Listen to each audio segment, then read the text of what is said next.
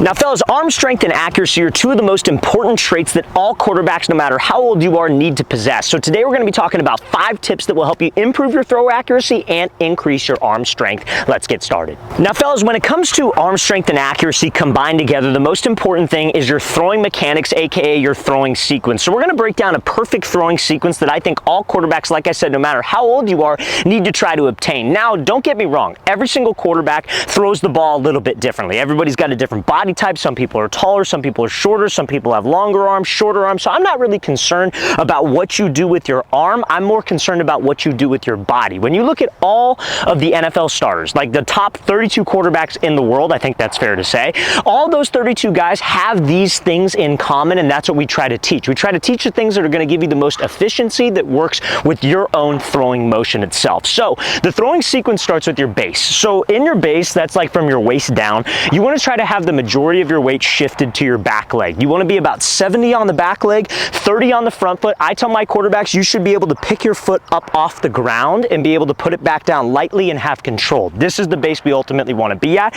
You want to be in a position called stacked, which means your head, your knee, and your foot on your throwing side are stacked on top of each other and you have a nice good posture. So that's the first part. Everything else that we're going to talk about will not work if your base is not in the right spot. So when your weight is back like this, the next part of your throw sequence is going to be the stride. So when you stride, you want to try to maintain that stacked position as long as you can. You essentially want to keep this front foot underneath your armpit. A lot of quarterbacks go wrong. When they stride, they try to rotate or transfer their weight too soon and their foot leaves their frame, so it goes outside of their shoulder frame, and when they throw, it's an all-arm throw. Mechanics are important for accuracy and arm strength, but also arm health. A lot of you guys that have, like, you know, after a throwing session, your shoulder hurts, your elbow hurts, generally that's what you're doing. Your elbow is ahead of your back hip because you are not staying stacked long enough when you take a stride. So we have our base, then we have our stride. So I'm in a good base, I stride. When you stride, you want to make sure that your front shoulder is rotating slightly towards the target.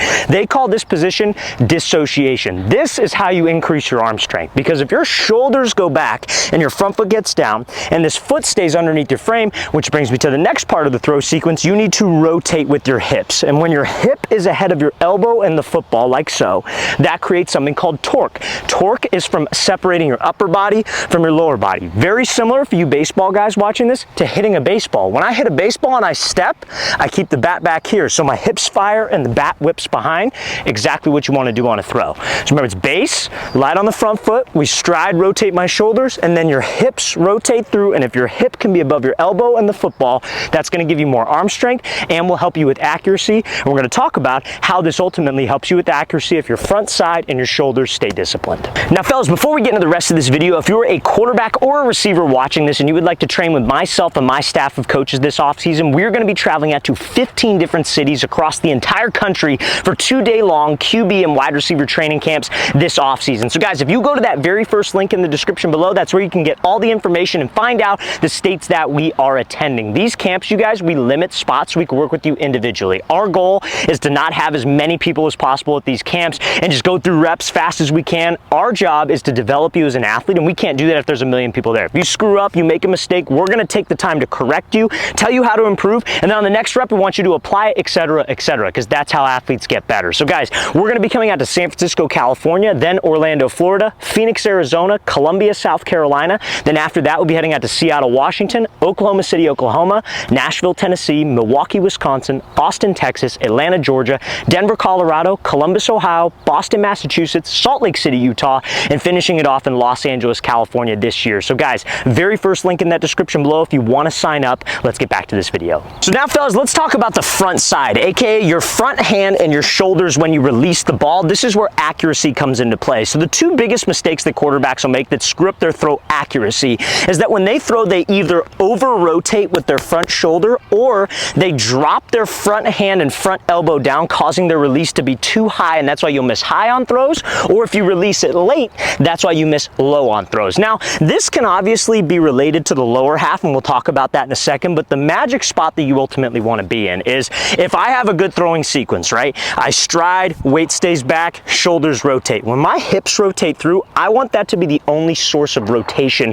that I have as a quarterback. As quarterbacks, we're rotational athletes, right? So you're either going to rotate from your hips or you're going to rotate from your shoulders and your upper half. So if your hips are rotating rotating correctly, where you want to be is you want to try to keep your shoulders parallel to where you want the ball to go so your release point can stay inside of your frame. Then it's just a matter of you flicking your wrist and extending where you want the football to go. So like, let's say I'm throwing a slant. I don't want to be here, and if this slant is coming over the middle, I don't want my shoulders to end up over here, because when your front shoulder pulls open same time as your hips are trying to go, that will widen your arm outside your frame and you're coming across. So if you let go of it too early, ball misses too far in front. If you let go of it late, ball will miss behind. So where we want to be is we want to stay nice and square. Obviously, if you open up just a little bit, that's fine too, but we ultimately just want to keep this release inside my frame.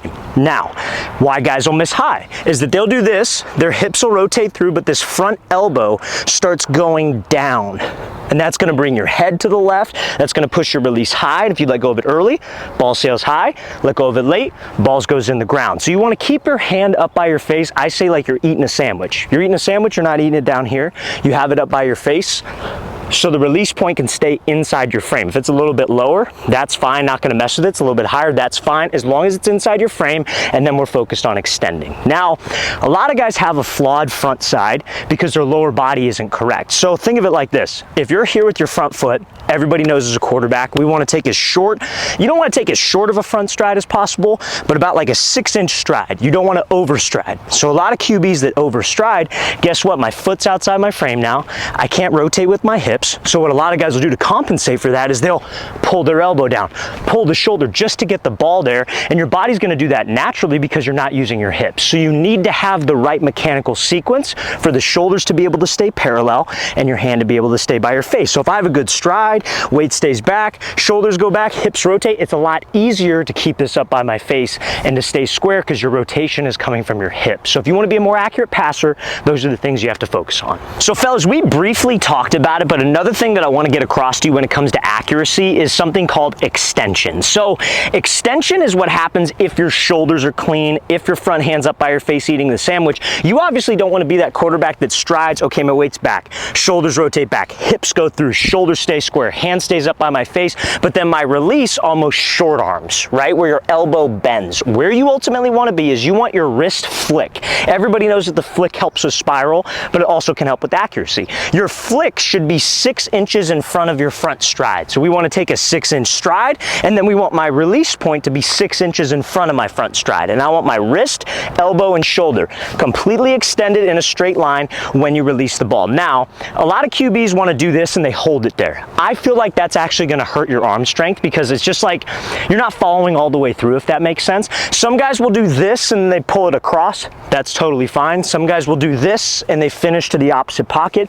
That's totally fine too. As long as you have a good sequence, as long as your shoulders are staying parallel, hands up by your face, and you extend, I really don't care where the finish goes. I'm just not a fan of guys who extend and pull back, because I feel like if you let go of it too early and you pull back, ball might sail high or may not have as much on it. So just make sure that we are extending, and wherever your arm falls is where your arm falls, and you will be a little bit more accurate. So fellas, let's get back to arm strength for a second here. So I'm gonna go over a great drop that you guys can take from shotgun to help you get a little bit more, like I guess you could say, momentum behind your deep throws and help you throw the ball a little bit further. So this drop is going to be called a shuffle hitch, and it's going to help you rock your weight to your back leg on a deeper throw. So if I'm throwing a deep ball, obviously, like let's say I'm trying to throw a fade ball 40 yards downfield, I don't want to be like level with my shoulders. Where I want to be is I want to have just a slight 45-degree tilt with my shoulders. I want my weight to be back, and I want the mechanics to stay the same. The only thing that changes on a deep ball is the plane that you are throwing on. If I'm throwing like a quick post, a slant, a seam, whatever, I'm on this level plane and I'm rotating here. If I'm trying to throw a deep ball, I'm on this plane and I'm rotating here. I'm rotating up, but it's the same mechanical sequence. So to be able to allow your shoulders to arc, you need to be able to have weight on your back leg. A lot of QBs on a deep ball will be very heavy on their front foot, so it doesn't allow them. You guys could try this right now. Put like 70% of your weight, 60% of your weight on your front foot and try to arc your shoulders. It's very awkward, right? But when you put your weight back, it's a lot easier to arc your shoulders. So this drop helps you with with that. So let's say you got to throw a fade to the outside, pretty quick receiver, you got to put it out there, it's man coverage. Instead of taking a 3-step drop where you cross your feet over and you have your weight back and then you hitch, maybe there's a time and place for that for sure, but I want to do a shuffle hitch, which is essentially like a 3-step drop and a hitch, but you're not crossing your feet over. So what you'd want to do, you could do this if you're in a normal stance, left foot back, right foot back. Right foot back's a little easier, but if you're a left foot back guy, that's how I do it too.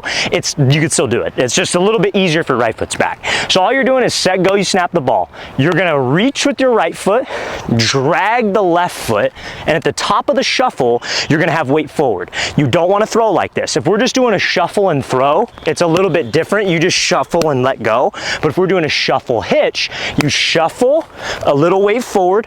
All you're gonna do is replace your feet. Your right foot, without your heels clicking together, is gonna step where your left foot is. And that rock back of your weight while you arc your shoulders and get to that 70% on your back leg position will generate momentum, which will help you throw the ball a little bit further. So full speed of this would be shuffle, hitch. And then as soon as that right foot lands, you're in a great spot. You stay back, stride, shoulders separate, hips rotate, and it helps you generate a little bit more momentum on the ball if you want to throw that thing further or need to get the ball downfield on a fade route.